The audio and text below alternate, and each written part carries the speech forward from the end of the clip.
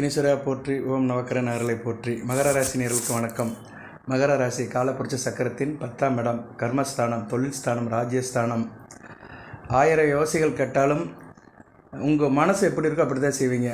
1000 கையில் மறைத்திருந்தாலும் ஆதவன் மறைவதில்லை. அதுபோல் என்ன தான் மகர ராசி நேயர்கள் அடுத்தவங்ககிட்ட கேட்டாலும் சரி, டிஸ்கஸ் பண்ணாலும் சரி, உங்கள் மனசில் என்ன சட்டுன்னு படுதோ அதை பட்டுன்னு செய்வீங்க. எதுக்கும் பயப்பட மாட்டீங்க. அப்பேற்பட்ட தன்மை கொண்ட மகர ராசினியர்களுக்கு தற்போது ராசியில் சுக்கிரன் இருக்கிறாரு, மிக சிறப்பாக பார்க்கப்படுகிறது.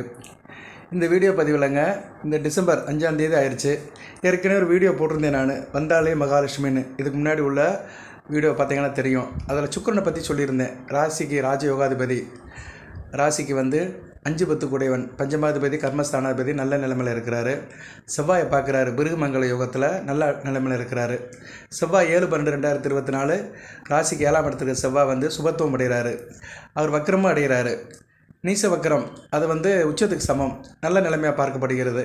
செவ்வாய் 7ஆம் இடத்துல வக்கரமாகி பின்னோக்கி போகிறாரு, 6ஆம் இடத்தை நோக்கி போகிறது அருமையான அமைப்பு. இது ஒரு நல்ல ஒரு என்ன சொல்கிறதுனா நிகழ்வு, ரொம்ப நாள் கழித்து நடக்குது. பொதுவாக செவ்வாய் வக்ரம் அடைகிறதே ரேராக தான் இருக்கும். சூரியன், ஏன்னா சூரியனுக்கு செவ்வாய்க்கு டிஸ்டன்ஸ் நிறைய இருக்கும். சூரியன் 1 மாதம் ஒரு ராசியை விட்டு நகர்றவர், செவ்வாய் 1.5 மாதத்துக்கு ஒரு தடவை ராசியை விட்டு நகர்றவர். ஸோ இந்த டிஸ்டன்ஸின் படி பார்த்தோம்னா செவ்வாய் வக்ரம் ரேராக இருக்கும். நீங்கள் ஜாதகத்தில் பாருங்களேன், உங்கள் வீட்டில் இருக்கிறவங்க ஜாதகத்தில் பாருங்கள், மேக்ஸிமம் சூரியன் செவ்வாய் சேர்ந்துருக்க மாட்டாங்க. அப்படியே சேர்ந்துருந்தாலும் சில நேரங்களில் செவ்வாய் வக்கரம் அடைய மாட்டார். சரியா, வக்கரம் அடையாமல் இருப்பார். சேருறது ரேரு தான், செவ்வாய் வக்கரம் அடைகிறது ரேரு தான். ஏன்னா இது ரொம்ப ஒரு அபூர்வமாக நடக்கிற நிகழ்வு தான் செவ்வாய் வக்கரம் அடைகிறது. ஓகே நேர்களே, அந்த நிகழ்வு வருகின்ற 7ஆம் தேதி நடக்குது. சரியா, கார்த்திகை 22ஆம் தேதி வருகிற சனிக்கிழமை நடக்கு. பரவாயில்ல, மகர ராசிக்கு முக்கியமான நிகழ்வுகள், கிரக நிகழ்வுகள் எல்லாம் சனிக்கிழமை தான் நடக்கும். ஏன்னா சனிக்கிழமை மகர ராசிக்கு வேண்டிய நாள், ராசிநாதனுடைய நாள், ஒரு என்ன சொல்கிறது, ஒரு திடமான நாள். மகர ராசிக்கு பொதுவாகவே சனிக்கிழமை ரொம்ப முக்கியமான நாள். அதனால் மகர ராசியில் பிறந்தவங்க சனிக்கிழமை தோறும் ரொம்ப ஒரு இதாக இருங்க, சுத்தபத்தமாக இருங்க. நான்வெஜ் சாப்பிடாதீங்க, கோயிலுக்கு போங்க, சிவனாலயத்துக்கு போங்க, இல்லைன்னா பெருமாள் கோயிலுக்கு போங்க, ஆஞ்சநேயர் கோயிலுக்கு போங்க, இல்லைன்னா வீட்டில் நமஸ்காரம் பண்ணுங்கள். நல்ல ஒரு ஜெனியூனாக இருங்க. சனிக்கிழமையை நீங்கள் எந்த அளவுக்கு ஒரு நல்லபடியாக வரவேற்று அன்றைக்கி கொஞ்சம் அகச்சுத்தம் புறச்சுத்தப்படி இருந்தோம்னா நல்ல வேல்யூஷன் கிடைக்கும், நமக்கு நல்ல ஒரு முன்னேற்றம் இருக்கும். சரியா, நல்லா ஒரு மதிப்பு இருக்கும், அந்தஸ்து புகழ் எல்லாமே நல்லபடியாக கிடைக்கும். நம்மளை நம்ம பராமரிக்கணும். சரியா நேர்களே, ஓகே, நம்ம இப்போ சப்ஜெக்ட்டுக்கு வருவோம். இந்த வீடியோ பதிவில் நேர்களே கஜகேசரி யோகம்னு ஒரு யோகத்தை பற்றி சொல்கிறேன். அது பொதுவாக நாள் பலன்கள் பார்க்குறவங்க சந்திரனை வச்சு தான் பார்க்குறாங்க. நாள் பலன் ரொம்ப முக்கியம். நாள்கள் பார்க்குறவங்களுக்கு கோள்கள் ஒன்றும் செய்யாது. சந்திரன் பிரபஞ்சத்தில் பார்க்குற கிரகம், ஒளி கிரகம். இந்த பிரபஞ்சத்தில் நம்ம பார்க்குற 2 கிரகங்களில் ஒன்று சூரியன், ஒன்று சந்திரன். 2 பேருமே ரொம்ப முக்கியமான கிரகங்கள் தான். ஒருத்தர் ஆத்மகாரகன், ஒருத்தர் மனோகாரகன். ஆத்மானா உள்ளம், உள்ள ஒளி, உள்ளுயிர் ஒளி. மனம்னாங்கிறது என்ன, நம்ம மனம் தான் நம்மளை ஏக்குது. மனமே சகலமும் என்பார். ஸோ சந்திரன் மனதுக்கும் உடலுக்கும் உரியவர். அந்த சந்திரன் குருவுக்கு கேந்திரமாக வர்றது தான் கஜகேசரி யோகம். இதை பற்றி நான் ஏற்கனவே நிறைய தகவல் சொல்லியிருக்கிறேன். இருந்த போதிலும் இப்போ சந்திரனுக்கு ஒரு நல்ல ஒரு அமைப்பு இருக்குங்க. கார்த்திகை மாதம் சந்திரனை கொண்டாடுறோம். ஏன்னா கார்த்திகை பௌர்ணமி முக்கியமான நாள். தீபாவளி முடிஞ்சு அடுத்து வருகிற ஒரு முக்கியமான விசேஷம் கார்த்திகை பௌர்ணமி, திருக்கார்த்திகை, திருவண்ணாமலை தீபம். உங்கள் ராசிக்கு அருமையான இடத்துல அமையுது, பஞ்சமஸ்தானத்தில் அமையுது. ராசிக்கு பஞ்சமஸ்தானத்திலும் லாபஸ்தானத்திலும் அந்த திருக்கார்த்திகை பௌர்ணமி அமைகிறது மிகச்சிறப்பு, பாராட்டுக்குரியது, வரவேற்கத்தக்க உரியது. வருடந்தோறும் அங்கே தான் நடக்கும். சரியா, வருடந்தோறும் வருகின்ற கார்த்திகை பௌர்ணமி ராசிக்கு 5ஆம் இடத்துல தான் நடக்கும். இந்த தடவை குரு அங்கே சம்மந்தப்படுறாரு. இது 12 வருஷத்துக்கு ஒரு தடவை நடக்கிற அபூர்வ நிகழ்வு. ராசிக்கு 11ஆம் இடத்துல புதனும் சூரியனும் இருக்கிறாங்க. சூரியனும் பொதுவாக கார்த்திகை பௌர்ணமிக்கு 11ஆம் இடத்துல தான் இருப்பார், விருச்சிகத்தில் தான் இருப்பார். ஆனால் விருச்சிகத்துக்கு சூரியனுக்கும் புதனுக்கு வீடு கொடுத்த செவ்வாய் நல்ல நிலைமையில் இருக்கிறார். கடகத்தில் நீசமானாலுமே நீச வக்கரம் பட்டு இருக்கிறாரு, நல்ல விதமாக பார்க்கப்படுகிறது. அதுபோக குரு சந்திரனுக்கு வீடு கொடுத்த சுக்கிரனும் உங்கள் ராசியில் தான் இருப்பார். சரியா, அதனால் இந்த காலகட்டம் மிகச்சிறப்பாக பார்க்கப்படுகிறது நேயர்களே, சிறப்பாகவும் இருக்கிறது. சரியா, வருகிற டிசம்பர் 13ஆம் தேதி கார்த்திகை தீபம், திருக்கார்த்திகை. முத்துப்புகழ் சிப்பிவிட்ட அருணகிரி, முருகனை கண்ட இடம் அண்ணாமலை. ரொம்ப ஒரு புகழ்பெற்ற இடம் அண்ணாமலை, திருவண்ணாமலை. அங்கே தான் அந்த மோட்ச தீபம், அக்னி தீபம் ஏற்றுறாங்க. அருமையான அமைப்பு, அக்னி ஸ்தலம். ஓகே, இப்போ வந்து இந்த திருக்கார்த்தியை முன்னிட்டு வருகிற நாட்கள் எப்படி சார் இருக்குது அப்படின்னு பார்த்தோம்னா மகர ராசிக்கு மிகச்சிறப்பான நாட்களாக பார்க்கப்படுகிறது. சந்திரன் இன்றைக்கி உங்கள் ராசியில் தான் இருக்கிறாரு. சரியா, ராசிக்கு வந்துட்டார். உத்திராட நட்சத்திரத்தில் இருக்கிறாரு. உங்கள் ராசியில் தான் இருக்கிறாரு. ராசியில் சந்திரன் இருந்தாருன்னா கொஞ்சம் உணர்ச்சிவசப்பட்ட நிலையில் இருப்பீங்க, எமோஷன் ஆவீங்க. திடீர்னு ஏதாச்சும் பேசும்போது கண்ணில் கண்ணீர் வந்துடும்.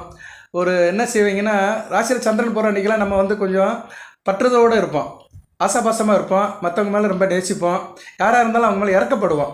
சரியா, ஏன்னா ராசியில் சந்திரன் போகிறாரு. தாயுள்ள மிக்கவன், மாதூர் காரகன், தாய்க்கு நிகரானவன் சந்திரன். அதனால தான் சந்திரனை தூக்கி தாய் இருக்கிற இடத்துல வச்சுருக்கிறோம், மாதூர் ஸ்தானம். அப்போ ஏற்பட்ட சந்திரன் ராசியில் போகும்போது நமக்கு வந்து மனதில் வந்து ஒரு இனம் அறியாத பற்று இருக்கும், மற்றவங்க மேலே கொஞ்சம் கருணை, காருண்யம், ஈவி, இறக்கம்லாம் இருக்கும். ஓகே, பொதுவாக வந்து சந்திரன் வந்து மகர ராசிக்கு வந்து ராசியில் இருக்கலாம், அடுத்து 3ஆம் இடத்துல இருக்கலாம், 6ஆம் இடத்துல இருக்கலாம், 7ஆம் இடத்துல இருக்கலாம், 10ஆம் இடத்துல இருக்கலாம், 11ஆம் இடத்துல இருக்கலாம். பொதுவாக இந்த இடத்துலலாம் சந்திரன் இருந்தார்னா நல்ல பலன்களை கொடுப்பாரு, உங்கள் ராசிக்கு நல்ல பலன்களை கொடுப்பாரு. உத்திராடம், திருவோணம், அவிட்டம், இது வந்து திருவோணம் வந்து சந்திரனுடைய நட்சத்திரம், அது ஒரு பெருமை, பெரிய பெருமை. ஓகே நேயர்களே, ராசிக்கு 1, 3, 7, 10, 11 சந்திரன் வரும்போது ராசிக்கு நல்ல பலன்களை கொடுப்பாரு, நட்சத்திரத்துக்கு நல்ல பலன்களை கொடுப்பாரு. அதுபோல் சந்திரன் சுபகரங்கள் தொடர்பு கொடுத்தாலும் நல்ல பலன்கள் கொடுப்பாரு.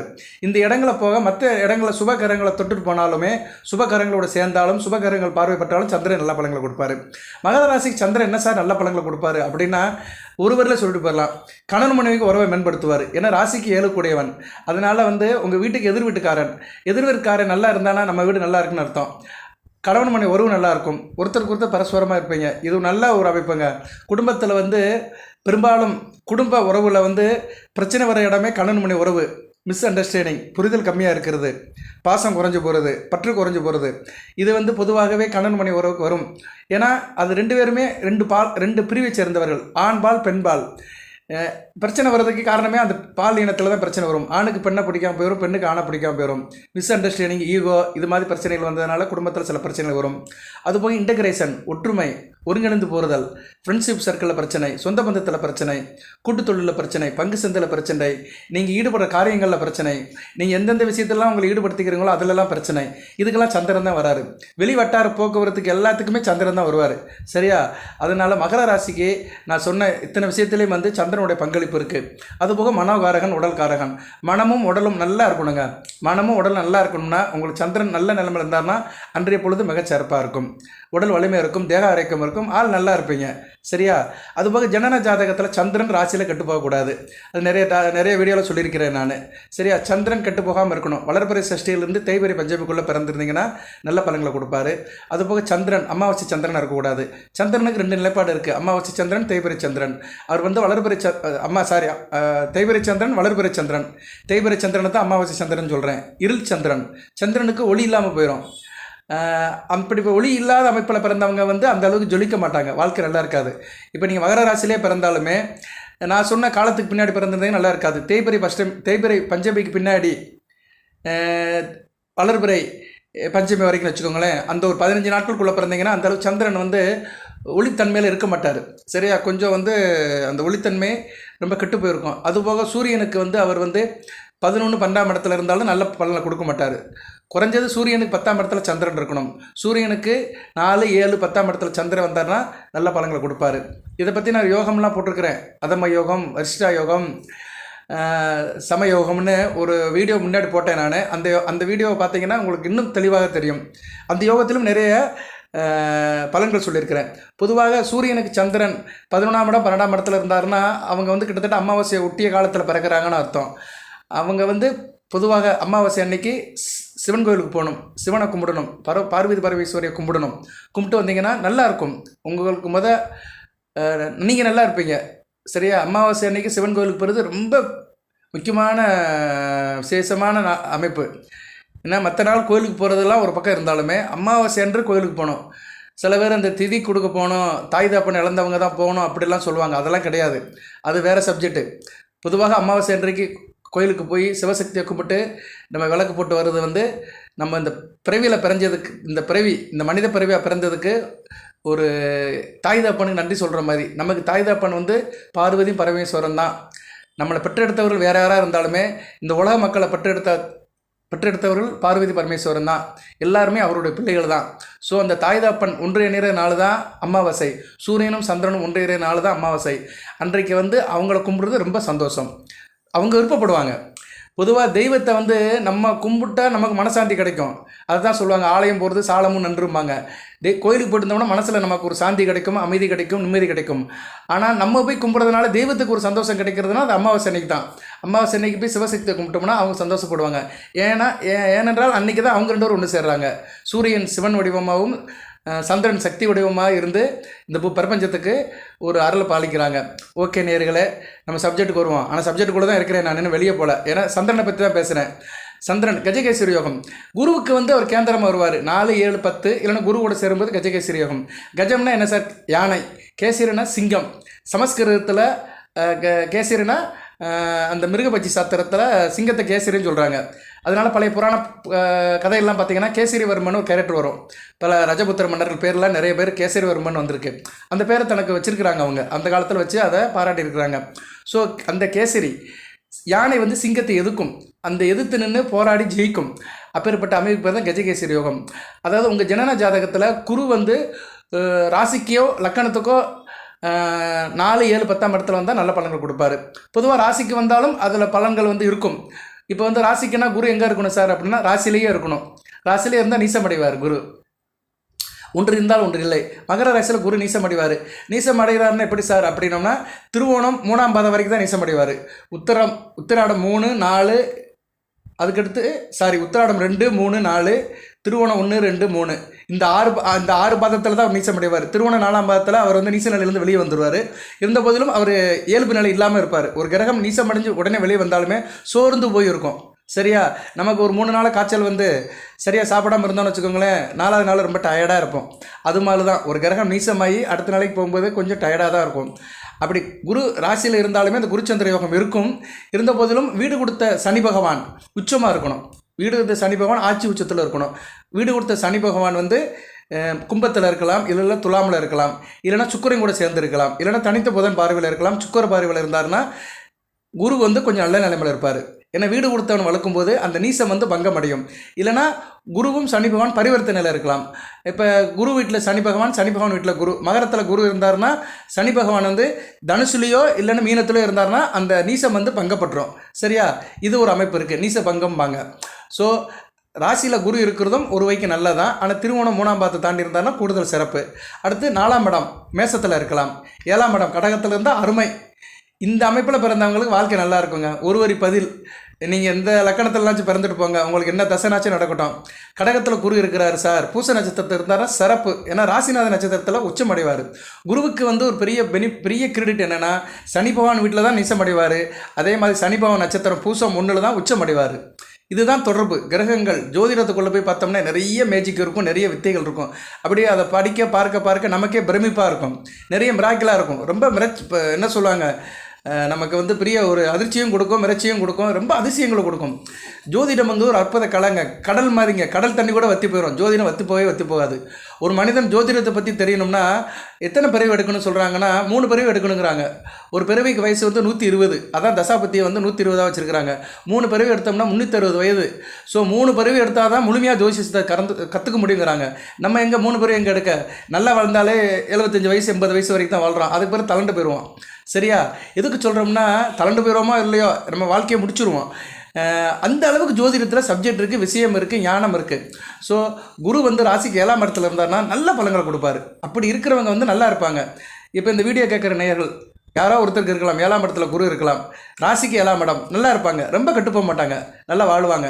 ராசிக்கு 3, 12 கூடியவன் 7ஆம் இடத்துல இருக்கிறாங்கன்னா கண்டிப்பாக அவங்க வெளிநாடு வெளிமாநில தொடர்பு இருப்பாங்க, தூரதேச தொடர்பில் இருப்பாங்க, வியாபாரத்தில் இருப்பாங்க, நல்லா இருக்கும். சரியா? நல்ல ஒரு மனைவி அமைஞ்சு நல்ல நிலைமையில் இருப்பாங்க. அடுத்து ராசிக்கு 10ஆம் இடம் மிகச்சிறப்பு. ராசிக்கு 10ஆம் இடத்துல இருந்தாருன்னா சனி பகவான் எங்கே உச்சமடைகிறாரோ அந்த வீட்டில் இருப்பார், துலாமில் இருப்பார். பார்த்தீங்களா? சனி பகவான் விடாமல் துரத்திட்டு வராரு பாருங்க குரு. அதனால் ராசிக்கு 10ஆம் இடத்துல துலாமில் இருப்பார். துலாம் சனி பகவானோட உச்ச வீடு. சனி பகவானுக்கு ரொம்ப பிடித்த வீடு. சனி பகவானுக்கு அவர் ராசியை காட்டிலே ரொம்ப பிடித்த வீடு துலாம் தான். மகர கும்பத்தை காட்டிலையும் அவருக்கு ரொம்ப பிடித்த வீடு துலாம் தான். அவருக்கு அது கெஸ்ட் ஹவுஸ் மாதிரி. அவர் என்ன சொல்லலாம், அது ஹனிமூனுக்கு போனார்னா ஒரு மனிதன் எப்படி இருப்பான் மனைவியோட, அது மாதிரி அவர் துலாமில் போய் ஜாலி மைண்டில் இருப்பார். துலாமில் இருக்கிற குரு பகவான் நல்ல பலன்களை கொடுப்பார். இப்படி மகர ராசிக்கு வந்து குரு மகரம் கடகம் துலாம் இல்லைனா ராசியிலே இருந்தாலும் நல்ல பலன்கள் கொடுப்பார். இதை வந்து கஜகேசரி யோகம் அப்படி சொல்கிறோம், இல்லைனா குருச்சந்திர யோகம் சொல்லலாம். இந்த அமைப்பு இப்போ வரப்போகுது. எப்போ சார் வரப்போகுது அப்படின்னா வந்துக்கிட்டே தான் இருக்குது. ஆல்ரெடி உங்கள் ராசிக்கு வந்துருச்சு. ராசிக்கு 11ஆம் இடத்துல குருச்சந்திர யோகம் இருந்தது. டிசம்பர் 1, 2, 3 கடந்த ஒரு 3 நாட்களுக்கு முன்னாடியே அந்த யோகம் இருந்தது. நான் இந்த யோகத்தை மற்ற ராசிகள்லாம் போட்டு வந்தேன். மகர ராசி இன்றைக்கி தான் போடுறேன். கொஞ்சம் லேட் ஆயிடுச்சு. இருந்தாலும் பரவாயில்ல. உங்களுக்கு இதன்படி சில பலன்களும் எந்தெந்த நாட்கள் யோக நாட்கள் அதையும் உங்களுக்கு நான் வருஷப்படுத்துகிறேன். பொறுமையாக பாருங்கள். அதுபோக @% பலன்கள் எப்படி இருக்குது அதையும் சொல்கிறேன். சரியா? நல்ல நாட்களையும் சொல்கிறேன், யோக நாட்களையும் சொல்கிறேன், @% பலன்களையும் சொல்கிறேன். இதெல்லாம் வந்து உங்களுக்கு க்ளோஸாக சொல்கிறேன். நான் இந்த டிசம்பர் மாதம் இன்றைக்கி தேதி 5ஆம் தேதி ஆகுது. அடுத்து வருகின்ற ஒரு 20 நாட்களுக்கு எப்படி போகும் அதை வச்சு சொல்கிறேன். நான் சந்திரனை மையப்படுத்தி சந்திரன் எந்தெந்த கிரகங்கள் கூட சேர்ந்தாருன்னா என்னென்ன பலன்களை கொடுப்பாருன்னு வருஷப்படுத்துகிறேன். அதில் உள்ள சாதக பாதகத்தை சொல்கிறேன். அதில் மைண்டில் வச்சுக்கோங்க. அதுக்கேற்ற மாதிரி உங்களுக்கு தயார் பண்ணிக்கோங்க. இப்போ வந்து சந்திரன் வந்து இன்றைக்கி உங்கள் ராசியில் இருக்கிறாரு, சுக்கிரன் கூட சேர்ந்துருக்கிறாரு. நல்ல அமைப்பு தாங்க. ஒரு இயற்கை சுபர் கூட ஒரு வளர்பிறை சந்திரன் சேர்ந்துருக்கிறது நல்ல அமைப்பு தான். உங்கள் ராசிக்கு 7, 5, 10 கூடியவர்கள் சேர்ந்துருக்கிறது நல்ல அமைப்பு தான். பிள்ளைகளால் நல்ல ஒரு ஏற்றம் இருக்கும். குடும்பத்தில் உங்களுக்கும் உங்கள் மனைவிக்கும் குழந்தைகளுக்கும் நல்ல ஒரு இன்டெகிரேஷன் இருக்கும். பொதுவாக உங்கள் மனைவியோ கணவனோ குழந்தை மேலாம் ஆசபாசமாக இருப்பாங்க. நல்ல விதமாக தான் பார்க்கப்படுகிறது. பிள்ளைகள் வச்சு நல்ல ஏற்றம் இருக்கும். கூட்டுத்தொழில் பங்கு சந்தை நல்லாயிருக்கும். ஷேர் மார்க்கெட் இன்வெஸ்ட்மெண்ட் நல்லாயிருக்கும். மனைவி பேரில் வேறு எடுத்து செய்கிறவங்களுக்கு நல்லாயிருக்கும். சுக்கிரன் ஒரு பெண் கிரகம், சந்திரனும் ஒரு பெண் கிரகம் தான். 2 பெண் கிரகங்கள் ராசியில் இருக்கிறதுனால நல்லா இருப்பீங்க. நல்லா தன்னை அலங்காரப்படுத்திக்கிறவங்க, நல்லா ஃப்ரெஷ்ஷாக இருப்பீங்க. அடுத்து வருகின்ற ஒரு 3 நாட்கள் வச்சுக்கோங்களேன். இன்றைக்கி 5ஆம் தேதி போயிடுச்சு. 6, 7 இந்த 2 நாட்களும் சந்திர ராசியில் இருப்பார். சிறப்பாக பார்க்கப்படுகிறது. நல்ல விதமாகவே பார்க்கப்படுகிறது. சரியா நேர்களே? நல்லாயிருக்கும். வாய்க்கு ருசியாக சாப்பிடுவீங்க. பெண்கள் மத்தியில் நல்ல ஒரு வரவேற்பு இருக்கும். குடும்பத்துக்கு பெண்கள் வந்துட்டு போவாங்க. இல்லை பெண்களுக்கு நீங்கள் எதனாச்சும் வேண்டியதை செஞ்சு கொடுப்பீங்க. குறிப்பாக வந்து கணவன் உறவு நல்லாயிருக்கும். ஏன்னா சுக்கிரன் ஒரு பெண், தாம்பத்தியத்தை குறிக்கிற கிரகம். நல்ல மனைவியோட சேர்ந்து ஒரு சல்லாபம் இருக்கும், ஒரு சந்தோஷம் இருக்கும். ரொம்ப நாளாக மனைவி விட்டு பிரிந்தவங்க மனைவியோட சேருவீங்க, சந்தோஷத்தை அனுபவிப்பீங்க. இதெல்லாம் கண்டிப்பாக நடக்கும். ப்ராக்டிக்கலாக நானே அனுபவிச்சிருக்கிறேன். ஏன்னா நான் வந்து மகர ராசி தான். அதை போன வீடியோவில் சொல்லியிருக்கிறேன், இந்த வீடியோவும் சொல்கிறேன். ஏன்னா சில இதுகள் வந்து எனக்கே நடக்கும். நம்ம சில வாழ்க்கையில் நானே அதை செக் பண்ணி பார்ப்பேன். மற்ற மகர ராசி நேயர்கள்கிட்ட கேட்பேன், எல்லா ராசி நேயர்கள்கிட்ட கேட்பேன் நான். ஏன்னா நமக்கு நிறைய தொடர்பு இருக்கிறதுனால ஒரு ரேண்டமாக கூப்பிட்டு கேட்பேன். மற்ற ராசிகளுக்கு வீடியோ போட்டாலுமே நான் சொல்கிற பலன்களை வந்து அவங்ககிட்ட கேட்பேன். இப்போப்பா இந்த வாரம் எப்படி இருக்குது, உங்களுக்கு என்ன சம்பவம் நடந்துச்சு அப்படின்னா ஏதோ 4 நல்லது சொல்லுவாங்க. நம்ம 10 சொன்னோம்னா அதில் ஒரு 4, 5 ரிலேட்டடாக சொல்லுவாங்க. அப்படி நம்ம அதை கன்ஃபர்மேஷன் பண்ணும்போது நமக்கு என்னென்னா ஒரு ஊர்ஜிதம் கிடைக்கும். நம்ம சொல்கிற பலன்கள் வந்து கரெக்டாக ராசி ரீதியாக நல்லபடியாக நடக்குது. ஏன்னா ராசிக்கு தான் நான் பலன் சொல்கிறேன், உங்கள் லக்கண ரீதியாக ஜாதகத்துக்கு சொல்லலை. அதனால் ராசி ரீதியாக நான் வந்து நிறைய பேர்கிட்ட கேட்பேன். மற்ற ராசி நேயர்கள் அவங்க பலதரப்பட்ட ராசியில் இருப்பாங்க, அவங்ககிட்ட கேட்பேன். அப்பப்போ கொஞ்சம் ரெஃபரன்ஸ் பண்ணிக்கிறேன். கேட்பேன் நான், உங்களுக்கு நான் அப்படி பலன் சொல்லியிருக்கேனப்பா. நம்ம தெரிஞ்ச வட்டாரத்திலேயே அக்கம் பக்கத்துலேயே நிறைய பேர் இருப்பாங்க. குடும்ப மெம்பர்ஸ், ஃபேமிலி மெம்பர்ஸ், சொந்த பந்தம் எல்லாத்துக்கிட்டே கேட்டு கன்ஃபர்மேஷன் பண்ணிக்கிறேன். அதன்படி பார்த்தோம்னா இந்த கடந்த நாட்கள் வந்து நல்ல நாட்களாகவே போய் கொண்டு இருக்கின்றன. அது உங்களுக்கு நல்லபடியாக இருக்கும். சரியா? ஆனால் சந்திரனும் சுக்கிரனும் நல்ல நிலைமையில் இருக்கணும். அதுதான் பெரிய விஷயம். உங்கள் ஜனன ஜாதகத்தில் சந்திரன் ராசியில் இருக்கிற சந்திரனும் சுக்கிரனும் ஓரளவு நல்ல நிலைமையில் இருந்தாங்கன்னா அந்த பலன்கள் கண்டிப்பாக கோயின்சைட் ஆகும். அடுத்து வந்து ராசிக்கு 3ஆம் இடத்துக்கு போவார், 2ஆம் இடத்துக்கு போவார். ராசிநாதன் கூட சேருவார், நல்ல விசேஷம்தான். சனி பகவான் கூட சேருவார். சனி சந்திரன் சேர்றது நல்ல விசேஷம்தான். அதை வந்து புணர்வு தோஷம்பாங்க. அது பார்வையில் தான், சமசுப்த பார்வையில் தான். ஆனால் சனி கூட சேர்ந்தார்னா சந்திரன் கொஞ்சம் டிஸ்டர்பன்ஸ் ஆவார். ஆனால் சனி பவனை சுபத்துப்படுத்திடுவார். நீங்கள் ஆள் நல்லா இருப்பீங்க, இயல்பாக இருப்பீங்க, நல்லா வேலை பார்ப்பீங்க, எந்த ஒரு காரியத்தையும் துரிதமாக செய்வீங்க. ஏன்னா கணவன் மணி விஷயத்தில் குடும்பத்தில் சின்ன சின்ன பிரச்சனைகள் வரும், மிஸ் அண்டர்ஸ்டாண்டிங் வரும். ஏன்னா சந்திரன் 7 கூடையவன். சனி பகவான் வந்து ஒரு பாவ கிரகம். அவர் சுபவர்க்கம் எடுத்திருந்தாலுமே அவர் இயல்பு வந்து சனி சந்திரன் வந்து 2மே வெவ்வேறு தன்மை உள்ள கிரகங்கள். சரியா? அதனால் உங்களுக்கு வந்து அந்த 7ஆம் இடத்து விஷயத்தில் சில பிரச்சனைகள் வரும். இருந்த போதிலும் குடும்பத்தில் அந்த பிரச்சனை இருக்காது. ஏன்னா 2ஆம் இடம் குடும்பம் சார்ந்தது. அதனால் குடும்பம் நல்லாயிருக்கும், குடும்பத்தில் பணப்பழக்கம் இருக்கும், உங்கள் பேச்சுவார்த்தை நல்லாயிருக்கும், நல்லா பேசுவீங்க, பேசி பழக்கிறவங்களும் நல்லாயிருக்கும், சொல்லிக் கொடுக்குறவங்க, வக்கீல் வேலை பார்க்குறவங்களும் நல்லாயிருக்கும். ஏன்னா வக்கீல் வேலைக்கு வந்து சனி பகவான் தான். 2ல் வந்து சனி பகவான் இருக்கிறவங்க வக்கீல் வேலை பார்ப்பாங்க மேக்ஸிமம். சரியா? அது ஒரு சப்ஜெக்ட், அதுக்குள்ளே போக ரொம்ப. ஸோ அந்த வக்கீல் வேலை பார்க்குறவங்க, சொல்லிக் கொடுக்குறவங்க, வாதாடுறவங்க, பட்டிமன்ற நடுவர்கள், பேசி பழக்கிறவங்களுக்குலாம் நல்ல ஒரு காலகட்டமாக பார்க்கப்படும். ஆரம்ப கல்வி படிக்கிற மாணவர்கள் நல்லா படிப்பீங்க. ஸோ சந்திரன் வந்து ஒரு நீர் கிரகம், சனி பகவான் வந்து ஒரு விவசாயத்துக்குள்ள கிரகம். விவசாயம் நல்லாயிருக்கும். தோட்டம் வச்சுருக்கிறவங்க, பண்ணை தொழில் வச்சுருக்கிறவங்களுக்கும் நல்ல விதமாக பார்க்கப்படுகிறது. தேவைக்கு தண்ணீர் இருக்கும். இதெல்லாம் நல்ல விதமாக பார்க்கப்படுகிறது. தண்ணி பிரச்சனை இந்த ட்ரிப் இல்லைங்க. இந்த குரோதி வருடம் தண்ணி பிரச்சனை இல்லை, அடுத்த வருடமும் இல்லை. அதை நினச்சி நம்ம சந்தோஷப்பட்டுக்கலாம். அதை வந்து நீரின்றி அமையாத உலகுன்னு இருக்காங்க. வந்து ஒரு நாடு நல்லா இருக்கணும், மற்றதெல்லாம் எப்படி இருக்கட்டும், நாடு நல்லா இருக்கணும்னா தண்ணீர் இருக்கணும். ஏன்னா தண்ணீர் பஞ்சம் வந்துருச்சுன்னா எல்லா பஞ்சமும் வந்துடும், எல்லா பஞ்சமும் தலைவிரிச்சு ஆட ஆரம்பிச்சிடும். ஸோ தண்ணீர் பஞ்சம் இந்த வருடம் இல்லை, குறுவாத வருடம் இல்லை, அடுத்த வருடம் இல்லை, நல்ல விதமாக பார்க்கப்படுகிறது. நல்லா இருக்கும் அந்த காலகட்டம். 8/12/2024 டு 9/12/2024 ராசி நாதம் கூட சந்திரன் சேருது, நல்ல விதமாக பார்க்கப்படுகிறது. ராசிக்கு 8ஆம் இடத்தை பார்ப்பார். சரியா, 2ஆம் இடத்துல இருந்துட்டு 8ஆம் இடத்தை பார்ப்பார். வம்பு வழக்கு பிரச்சனைலாம் ஒரு ஸ்டார்ட் ஆகும். தூரதேச பயணங்கள் நல்லபடியாக இருக்கும். எதிர்பார்த்த பண வருவலாம் வரும், நல்ல ஒரு பலங்களை கொடுப்பாரு. அடுத்து 3ஆம் இடத்துக்கு போவார். 3ஆம் இடத்துல சந்திரன் இருக்கலாம். நம்ம கணக்குப்படி நான் முதல் சொன்னேன் பார்த்தீங்களா, அதன்படி 3ஆம் இடத்துல சந்திரன் இருக்கலாம். ராகுவோட சேருவார். ராகுவோட சேர்ந்து ராகு சுபத்துவப்படுத்துவார். நல்லா இருப்பீங்க, காரிய அனுகூலம் இருக்கும், காரிய வெற்றி இருக்கும். நீங்கள் எதனாச்சும் ஒரு தொழில், சில பேர் பண்ணுவாங்க, வெளியே சொல்கிறதுக்கு கூச்சப்பட்டுட்டு சில காரியங்கள் பண்ணுவாங்க. சட்டத்துக்கு உட்பட்டு தான் செய்வாங்க, ஆனால் வெளியே சொல்ல மாட்டாங்க. அந்த காரியங்கள் பண்ணுறவங்களுக்குலாம் நல்லாயிருக்கும். மறைமுக தொழில் இருக்கிறவங்க, ஃபோட்டோ ஸ்டுடியோ வச்சுருக்கிறவங்க, ஃபிலிம் இன்ஸ்டியூட்டில் இருக்கிறவங்க, புகைப்பட கலைஞர்கள், அதெல்லாம் ஒன்று தான், வீடியோ எடுக்கிறவங்க, நிழல் படம் எடுக்கிறவங்க, இப்படி நிறைய சொல்லிட்டு போகலாம். சரியா, மேஜிக் பண்ணுறவங்க, இப்படி நிறையா சொல்லலாம். சரியா, போலீஸ் டிபார்ட்மெண்ட்டில் இருக்கிறவங்க, துப்பையும் துறையில் இருக்கிறவங்களுக்கெல்லாம் நல்ல விதமாக பார்க்கப்படுகிறது. ஏன்னா ராகு என்றைக்குமே ஒரு மறைபொருள் உள்ள கிரகம் தான். அவர் 3ஆம் இடத்துல அவர் சந்திரன் கூட சேரும்போது சந்திரனை கிரகணப்படுத்திட்டு தான் சுபத்துவமாகி சில நல்ல பலன்களை கொடுப்பாரு. நல்ல விதமாக தான் பார்க்கப்படுகிறது. இருந்த போதிலும் சந்திரன் அந்நேரம் டிஸ்டர்பன்ஸ் ஆவார். ஸோ சந்திரன் டிஸ்டர்பன்ஸ் ஆகிறதுனால என்ன, மனம் ஒரு நிலையில் இருக்காது, ஆசிலேஷன் ஆவீங்க, உணர்ச்சி வசப்படுவீங்க. அந்நேரம் அந்த உணர்ச்சி வசப்படுறதை மட்டும் குறைச்சிக்கோங்க.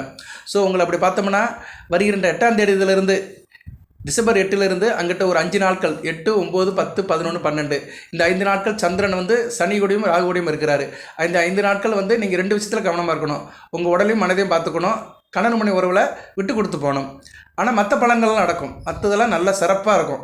இளைய சகோதரி விஷயத்தில் நல்லாயிருக்கும், காரிய அனுகூலம் இருக்கும், காரிய வெற்றி இருக்கும், கையில் காசு பணம் இருக்கும், சிறப்பாக இருப்பீங்க. ஆனால் அந்த 2 விஷயத்தை மட்டும் பார்த்துக்கணும், தன்னையும் பார்த்துக்கணும், தன்னை சார்ந்த மனைவியோ கணவனையும் பார்த்துக்கணும். ஓகே, அடுத்து 4ஆம் இடத்துக்கு போவார். 4ல் சந்திரன் இருக்கலாமா சார்னா, 4ஆம் இடத்துல இருக்குது அந்த உகந்ததல்ல. சரியா, 4ஆம் இடத்துல சந்திரன் இருந்தாலும் 10ஆம் இடத்தை பார்ப்பார். வளர்பிறை சந்திரன் 10ஆம் இடத்தை பார்க்கறதுனால தொழில் நல்லாயிருக்கும். தொழில் பண்ணுறவங்களும் மிகச்சிறப்பாக பார்க்கப்படுகிறது. குறிப்பாக கலை சம்மந்தப்பட்ட தொழில் இருக்கிறவங்களும் மிக நல்லாயிருக்கும். திரைப்படம், சின்னத்திரை, வெள்ளித்திரை, இயலிசை, நாடகம், ஆடல், பாடல் எல்லாமே நல்லாயிருக்கும். சுக்கிரன் வீட்டை பார்ப்பார். சுக்கிரன் ராசியிலிருந்து குரு பார்வைப்பட்டு இருக்கிறதுனால மிகச்சிறப்பாக இருக்கும். அடுத்து குரு கூட சேர்ந்துருவார். குருச்சந்திர யோகம், இதுதான் உண்மையான கஜகேசரி யோகம். குருவும் சந்திரனும் சேர்ந்து ராசிக்கு 5ஆம் இடத்துல அளப்பரிய பலன் கொடுப்பாங்க. நல்லா இருக்குங்க உங்களுக்கு. அந்த டேட்டு இந்த பௌர்ணமி ஒட்டி வருகிற நாட்கள். சரியா, 13, 14, 15 இந்த நாட்களில் மிகச்சிறப்பாக இருக்கும். அடுத்து 6ஆம் இடத்துக்கு போவார். மிகச்சிறப்பாக இருக்கும். சரியா, 6ஆம் இடங்கிறது சந்திரனுக்கு பிடித்த இடம் தான். அருமையான அமைப்பாக பார்க்கப்படுகிறது. ஸோ சந்திரன் உங்களுக்கு இப்படி ட்ராவல் பண்ணும்போது நல்ல பலன்களை கொடுக்குறாரு. அடுத்து 7ஆம் இடத்துல செவ்வாய் கூட சேர்வார். சந்திரமங்கல யோகம், இது நல்ல விதமாக தான் பார்க்கப்படுகிறது. சரியா, குருவும் சந்திரனும் சேர்ந்தாங்கன்னா உங்கள் ராசிக்கு 3, 12, 7ஆம் இடம் தொடர்பு கொள்ளும். அதனால் எப்படி இருக்கும்னா, வெளிநாட்டு தொடர்பில் கூட்டு தொழில் பண்ணுறவங்க, ஏற்றுமதி இறக்குமதி வச்சுருக்கிறவங்க, குரு பிஸ்னஸ் பண்ணுறவங்களுக்குலாம் நல்ல ஒரு காலமாக இருக்கும். நீங்களும் எங்கேனாச்சும் இருக்கிற இடத்த விட்டு நகண்டு போகலாம். அந்த அமைப்பை கிரகங்கள் கொடுக்கும். இந்த குருச்சந்திர யோகம் நல்ல விதமாக பார்க்கப்படுகிறது. அடுத்து 7ஆம் இடம். 7ஆம் இடம் சிறப்பு தான். 7ஆம் இடத்துல உங்கள் ராசிக்கு 4, 11, 7 கூடையும் சேர்றதுனால மிகச்சிறப்பாக இருக்கும். சரியா, குடும்பத்தில் மனைவியாளர் நல்ல ஒரு ஏற்றம் இருக்கும், சந்தோஷமாக இருக்கும், லாபம் இருக்கும். மூத்த சகோதரி விஷயத்தில் நல்ல ஒரு ஏற்றம் இருக்கும். உங்கள் தாய்க்கும் உங்கள் தாரம் மனைவி குடும்பத்தில் ஒரு டீம் ஒர்க்காக இருப்பீங்க. ஜாயிண்ட் ஃபேமிலியில் இருக்கிறவங்களுக்குலாம் செம்ம சிறப்பாக இருக்கும். எங்கேனாச்சும் குடும்பத்தோடு எங்கேனாச்சும் போயிட்டு வருவீங்க, உல்லாச பயணம், இல்லைனா கோயில் உலகத்துக்கு போயிட்டு வருவீங்க. மிகச்சிறப்பாக பார்க்கப்படுகிறது. சந்திரன் செவ்வாய் கூட சேரும்போது ரொம்ப சந்தோஷப்படுவார். ஏன்னா சந்திரனும் செவ்வாயும் புரிதல் உள்ள கிரகம். இந்த 2 பேர்த்தையும் சுக்கிரன் பார்ப்பார் உங்கள் ராசியிலிருந்து. ஏன்னா உங்கள் ராசியில் சுக்கிரன் இருக்கிறாரு. இந்த மாதம் 27ஆம் தேதி வரைக்கும் 25ஆம் தேதி வரைக்கும் இருக்கிறாரு. டிசம்பர் 25 கிறிஸ்மஸ் வரைக்கும் இருக்கிறாரு. சுக்கிரன் ராசியில் கிறிஸ்மஸ் வரைக்கும் இருக்கிறாரு. நல்ல விதமாக பார்க்கப்படுகிறது. அந்த காலகட்டத்துக்குள்ளே தான் சந்திரன் 7ஆம் இடத்துக்கு வருவார். நல்ல விதமாக இருக்குங்க, அருமையாக பார்க்கப்படுகிறது. அடுத்து 8ஆம் இடத்துக்கு வருவார். 8ஆம் இடத்துக்கு வரும்போது சந்திராஷ்டமம், அன்றைக்கு தேதி கொஞ்சம் கவனமாக இருக்கணும்.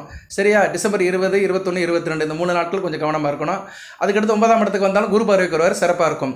ஸோ அப்படி பார்க்கும்போது உங்களுக்கு டிசம்பர் 25 வரைக்கும் கரெக்டாக அந்த கிறிஸ்மஸ் டேட் வருது. 25 வரைக்கும் உங்களுக்கு சந்திரன் நல்ல பலனை கொடுக்குறாரு. 26ஆம் தேதி என்ன சார் நடக்குன்னா, இன்னொரு அதிசயம் நடக்கும். ராசியில் இருக்கிற சுக்கிரன் போய் 2ஆம் இடத்துக்கு போயிடுவார், சனி பகவானை சுபத்தப்படுத்துவார். இது நல்ல விதமாக தான் பார்க்கப்படுகிறது. ஏன்னா ராசியில் இருக்கிற சுக்கிரன் ராசிநாதன் கூட சேர்றது கூடுதல் சிறப்பு தான். உங்கள் ராசிக்கு 1, 2ஆம் இடம் பலப்படும், நல்ல விதமாக பார்க்கப்படுகிறது. அஷ்டம ஸ்தானத்துக்கு சுக்கிரன் சனி சேர்ந்து பார்க்கறதுனால கெடு பலங்கள்லாம் குறைஞ்சி நல்ல பலங்கள் அடுத்தடுத்து வருகின்ற காலத்தில் நடக்கும், டிசம்பர் 25ஆம் தேதிக்கு மேலே. ஸோ இப்படி ஸ்டெப் பை ஸ்டெப்பாக பார்க்கும்போது சந்திரனுடைய சஞ்சாரமும் மற்ற கிரகங்களுடைய அமைப்பும் பார்க்கும்போது டிசம்பர் மாதம் வந்து மகர ராசிக்கு வந்து ஏற்றமிகு மாதமாக தாங்க இருக்குது. இடையில ஒரு சில நாட்கள் மட்டும் கொஞ்சம் பள்ளமாக இருக்கும், தேக்கமாக இருக்கும். அன்றைக்கி மட்டும் பேலன்ஸ் பண்ணி போவாங்க நான் சொல்கிற விஷயத்தில். மற்றபடி நல்லா இருக்குது. ஓகே நேயர்களே, இப்போ வந்து சந்திரன் எந்தெந்த நட்சத்திரத்துக்கு வந்தாருன்னா மகர ராசிக்கு நல்ல பலன்கள் அப்படின்னு சொல்கிறேன். அதை நோட் பண்ணிக்கோங்க. இந்த தகவலெல்லாம் நீங்கள் எழுதி வச்சுக்கோங்க. ஒரு தடவை எழுதி வச்சுட்டா போதும். ஏன்னா சந்திரன் வந்து மாற மாட்டார். மாதம் திருப்பி அப்படியே தான் வருவார். ஒரு நாளைக்கு ஒரு நட்சத்திரத்தில் இருப்பார். 27 நாளுக்கு 27 நட்சத்திரம் வந்துடுவார். 27 நாட்கள்ங்கிறது ஒரு மாதம். ஒரு மாதத்துக்கு 30 நாள். ஆனால் நட்சத்திரங்கள் 27 தான். 27 நாளும் 27 நட்சத்திரத்துக்கு வருவார். உங்கள் ராசியில் இருந்தார்னா நல்ல அமைப்பு தான். உத்திராடம், திருவோணம், அவிட்டம் இந்த நாட்கள் 3 நாட்களும் மகர ராசிக்கு நல்ல நாட்களாகவே பார்க்கப்படுகிறது.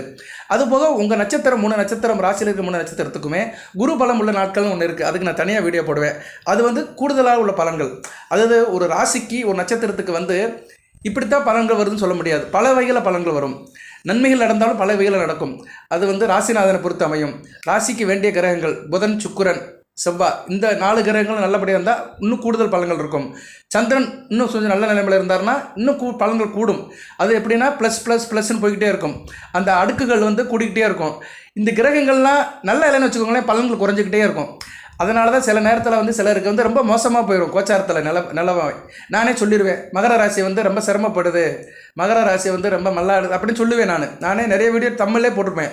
மகர ராசிக்கு சிரமம், மகர ராசி கஷ்டம் வரப்போகுதுன்னா முக்கியமான கிரகங்கள்லாம் வீக் ஆயிரும். ராசிநாதன் வீக் ஆயிடுவார், சனி பகவான், சுக்கிரன் வீக் ஆயிடுவார், புதன் வீக் ஆயிடுவார், செவ்வாய் வீக் ஆயிடுவார். இந்த 4 கிரகங்கள் கொஞ்சம் பின்னடைவை சந்திக்கும் போது ராசிக்கு ஆட்டோமேட்டிக்காக மொத்தம் விழுந்துடும்.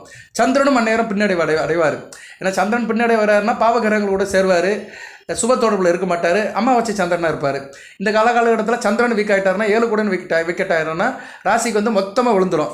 அந்நேரம் வந்து ஜனன ஜாதகத்தில் தசாபுத்தி சரியில்லாதவங்களுக்கு ரொம்ப கஷ்டமாக இருக்கும், நிற்கதியாக இருப்பாங்க. அப்போ தான் அவங்க தான் சொல்லுவாங்க, நான் ரொம்ப சங்கடப்படுறேன் சார், என்னால் முடியல, வாழ்வா சாவான்னு இருக்கிறேன், தெருவோரம் நிற்கிறேன், ரோட்டோரம் நிற்கிறேன், நீ என்ன தான் சொன்னாலும் எனக்கு அதெல்லாம் ஒன்றும் சேரவே இல்லை, நீ போடுற பலனுக்கும் எனக்கு சம்மந்தம் இல்லையா, சுட்டு போட்டாலும் சம்மந்தம் இல்லை, சத்தியம் பண்ணுறேன், நான் கோயிலில் வந்து சூடையேற்றி சத்தியம் பண்ணுறேன், நீ சொல்கிற பலனுக்கும் எனக்கு சம்மந்தம் இல்லை, நீ சொல்கிற வாழ்க்கையில் நான் இல்லை அப்படின்னு சொல்கிறவங்களுக்கெல்லாம் இந்த அமைப்பு கண்டிப்பாக இருக்கும். ஜனன ஜாதக தசாபத்தி அமைப்பு நல்லா இருக்காது. கோச்சாரத்துலேயும் கிரகங்கள் எல்லாம் படுத்து கிடக்கும். சரியா, கிரகங்கள் என்ன நல்ல நிலைமையில் இல்லாமல் இருக்கும். அப்படி இருந்துச்சுன்னா அவங்களுக்கு வந்து ரொம்ப கஷ்டமாக இருக்கும்.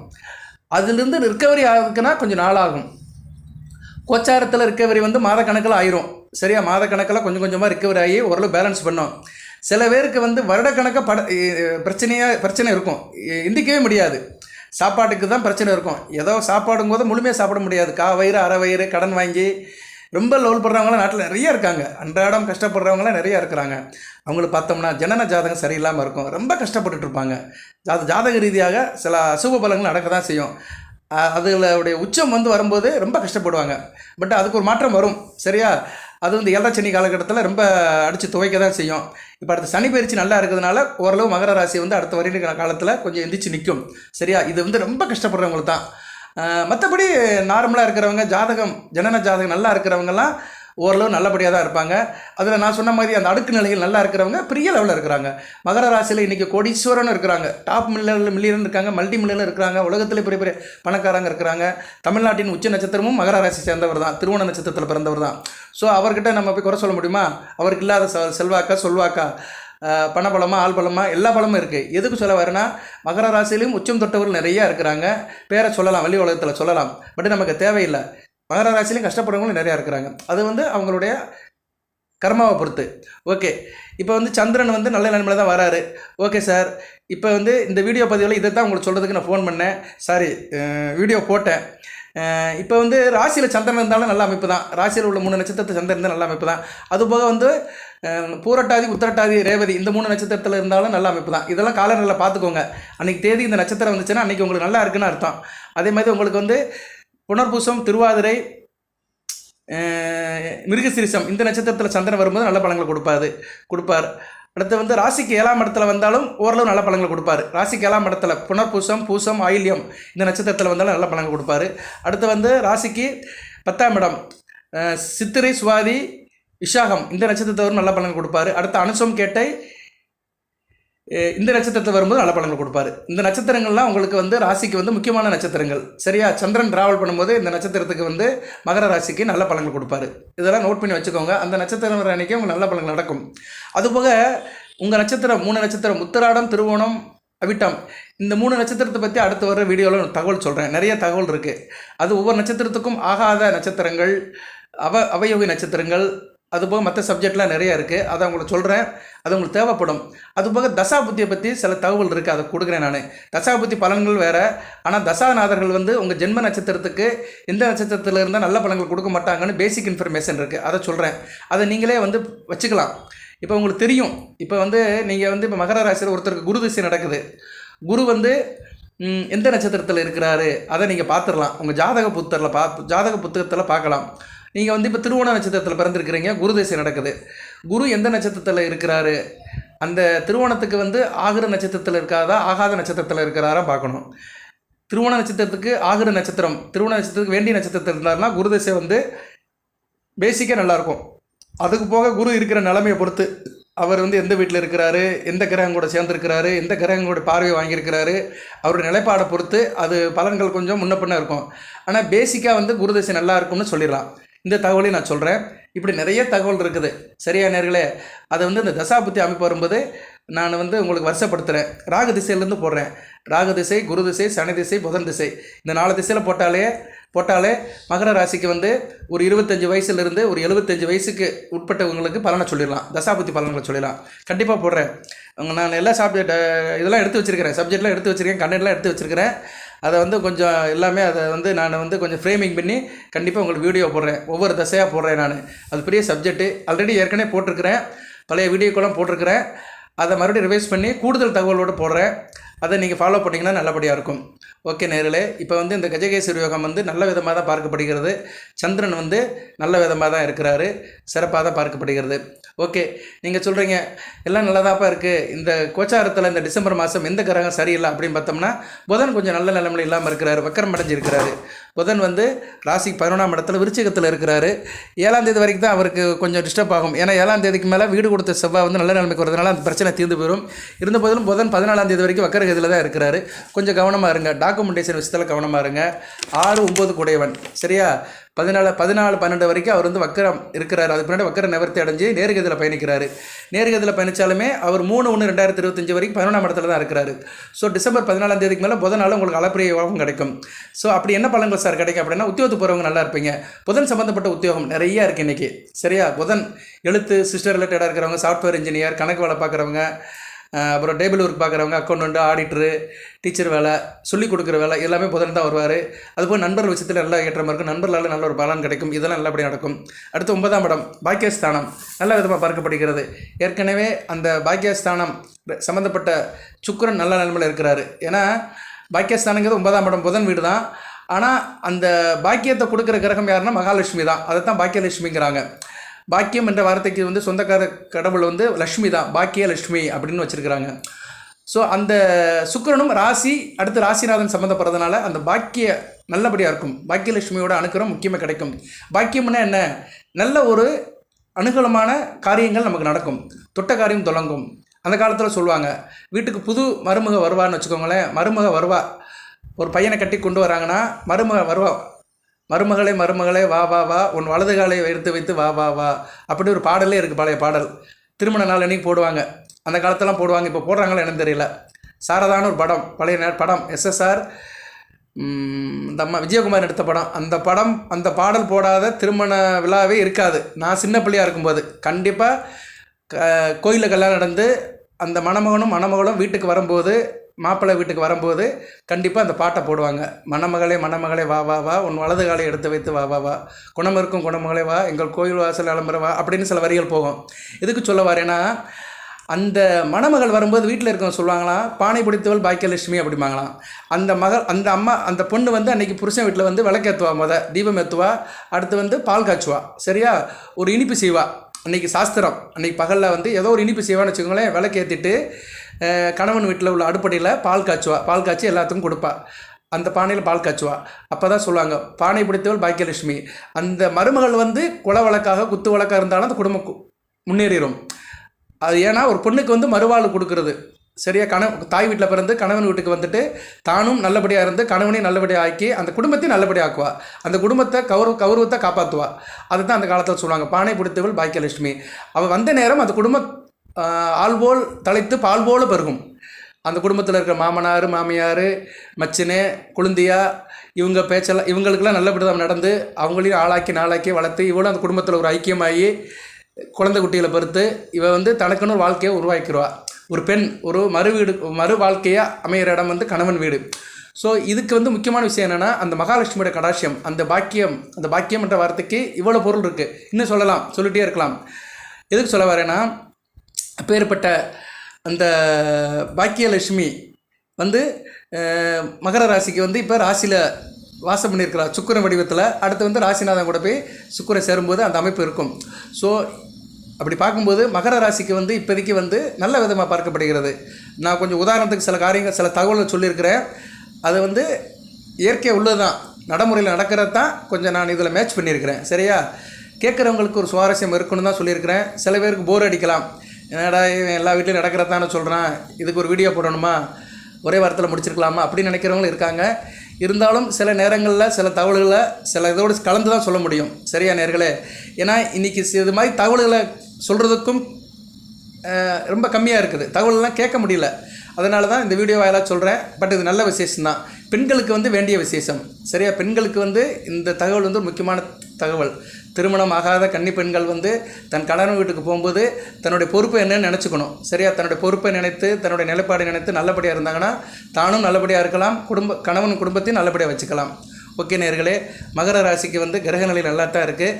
இருந்த போதிலும் புதன் வக்கர நிலையில் இருக்கிறதுனால பெருமாள் வழிபாடு பண்ணுங்கள். அடுத்து வருகிற நாட்கள் 14ஆம் தேதி வரைக்கும், டிசம்பர் 14ஆம் தேதி வரைக்கும் இன்னும் ஒரு 10 நாட்கள் பெருமாள் நாமத்தை சொல்லுங்கள். புதன்கிழமை தோறும் இறை விட்டுட்டு போது பெருமாள் நாமத்தை சொல்லுங்கள். பெருமாள் கோவிலுக்கு போங்க, நல்ல விதமாக பார்க்கப்படுகிறது. அடுத்து ஆஞ்சநேயர் கோவிலுக்கும் போங்க. சரியா? புதன் அல்லது சனி பெருமாள் கோவிலுக்கு போகலாம். அங்கே ஆஞ்சநேயர் இருப்பார், ஆஞ்சநேயர் கும்பிடுங்க. இந்த வழிபாடை தொடர்ந்து பண்ணுங்க.